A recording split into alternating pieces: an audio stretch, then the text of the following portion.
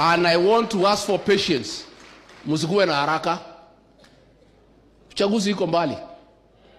Mwai Kibaki alitangazwa kuwa single presidential candidate on 14th of October 2002. Uchaguzi ukibaki mwezi 2 na siku 13. Tukitangaza kiongozi saa hii atahangaishwa sana na Kasongo. Kaatiguo. Hatuwezi sisi hapana wajinga.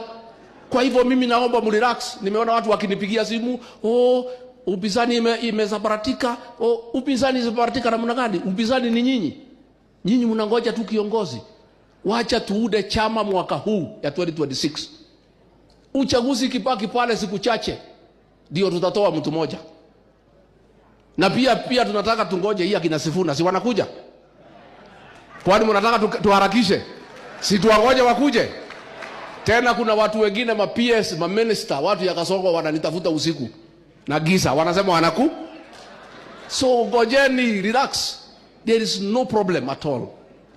All I want to tell you is that there is a commitment. Kutakuwa na candidate mumo na hapa Mlima tutapiga kura moja. 1 vote presidential.